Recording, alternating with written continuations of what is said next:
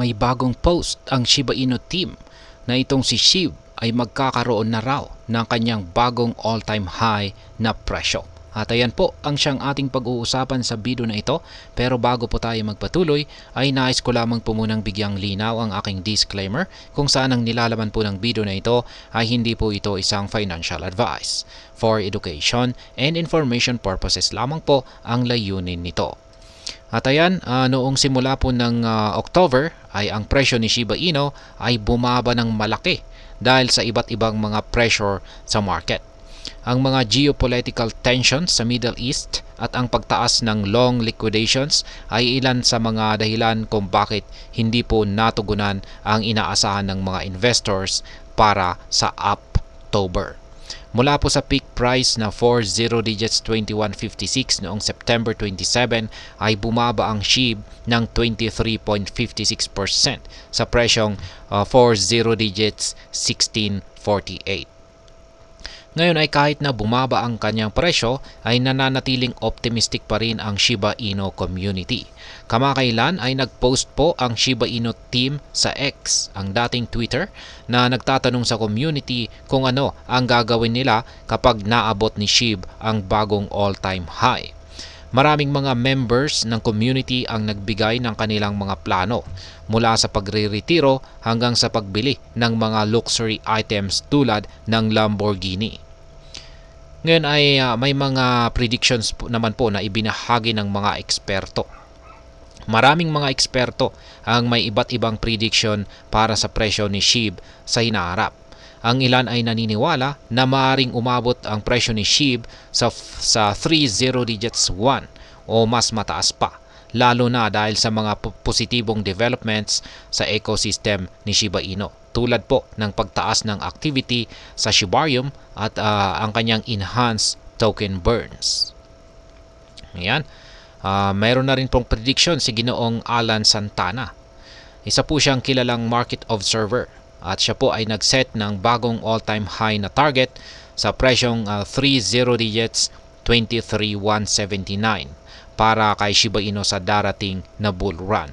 Ayon po sa kanya ay maaring maabot ni SHIB ang target na ito sa taong 2025 kung saan ay nangangailangan po ng 1,306% na surge mula sa kasalukuyang presyo nito ngayon na nasa 40 digits 1648.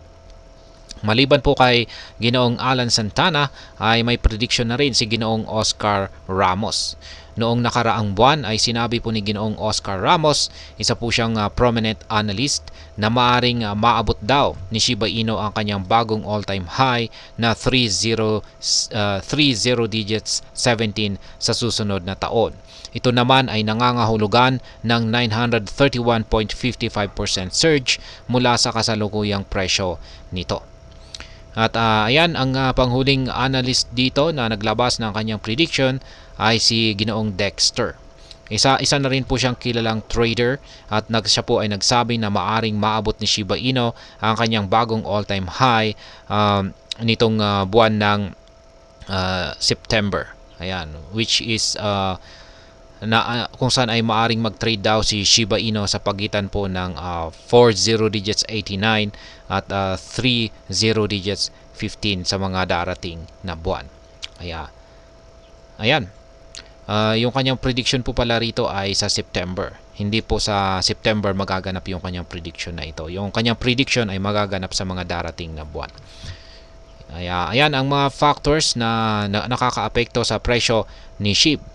Marami pong mga factors or bagay ang maaaring makaapekto sa presyo ni SHIB. Ang mga developments sa ecosystem ni Shiba Inu tulad po ng pagtaas ng kanyang TVL or total value lock sa Shibarium at ang mga token burns ay maaari po itong mag-boost ng investor appetite para kay SHIB.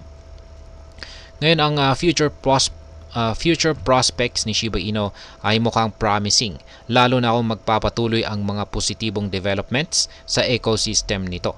Ang mga eksperto ay naniniwala na si SHIB ay maaari pong mag-register ng bagong all-time high niya sa 2024 to 2025 na market cycle.